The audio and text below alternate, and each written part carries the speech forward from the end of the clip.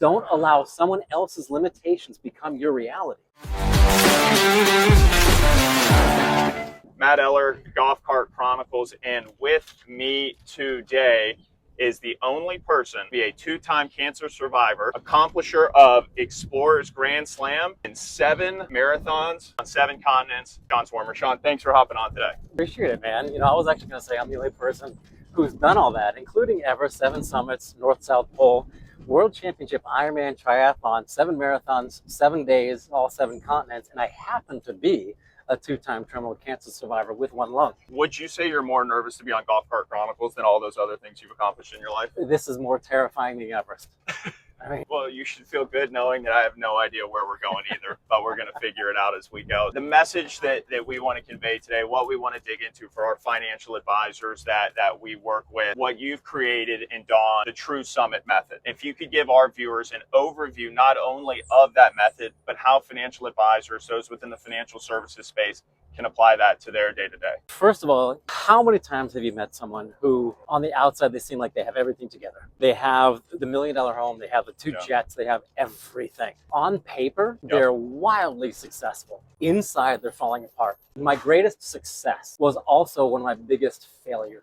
Because when I reached the North Pole, the camera panned over and it's like, Sean, how do you feel? You've completed something no one in history's ever done before. For the camera, I was like, oh, I feel awesome. This is fantastic. But I felt hollow. I went home. I was depressed for about a month until I figured and realized that sometimes accomplishment and fulfillment are on different timelines. And people don't realize that stuff's not going to bring you happiness. It's an inside job. So I realized that I had actually reached a false summit, something that I thought was going to bring me happiness, and it didn't, because you get to the top of your goal and you're like, this is it? Or worse yet, what's next? So stop chasing the wrong thing. Stop chasing the wrong thing. You have to understand why you're chasing it, what you're going after. First one I ever had was going through the 2 camps. The doctors gave me 14 days to live, night after night after night, terrified to open my eye, or to close my eyes at night, because I didn't know if they were going to wake up the next day or not. And all of a sudden the doctor says, hey, go live your life. Now what?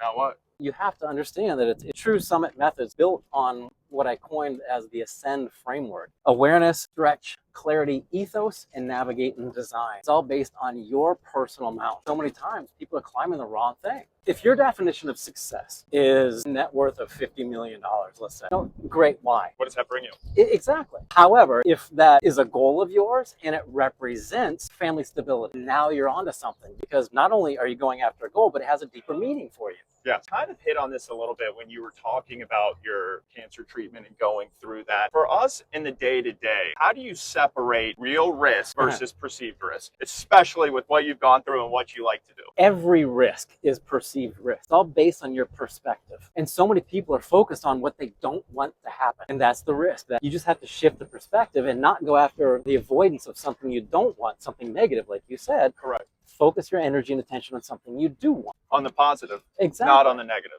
Exactly. A lot of people are afraid of success. A lot of people are afraid of failure. Yeah. Building resilience, whether it's in business, whether it's in your personal life, whether it's a physical thing you're trying to get through, building resilience comes back to being loyal. Loyalty to your personal goal. If you want to achieve that, it comes naturally if you're focused on what matters most to you. The success. If somebody's got these big goals, these large aspirations, what do you tell them to get it moving? I take a group up Kilimanjaro every year as a fundraiser for a cancer charity. The average success rate on the mountain is 48%. My groups are at 99% success rate. Yeah. Double the average. The biggest fear people have is when they step out of that hotel, they look up at the mountain and they see the glaciers on top and they think they're clouds. And I can see terror in their face. You don't go from the base magically poof to the summit. Correct. You go from the base to the gate to the camp. See where your feet are.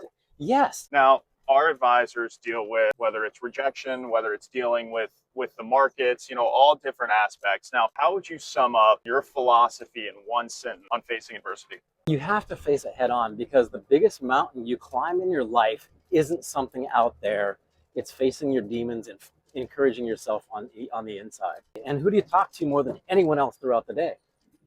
Yourself. And so many people don't realize 90% of that's negative. Would you be friends with someone who's always negative to you? No. And my response was, don't allow someone else's limitations become your reality. Don't allow someone else's limitations become your reality.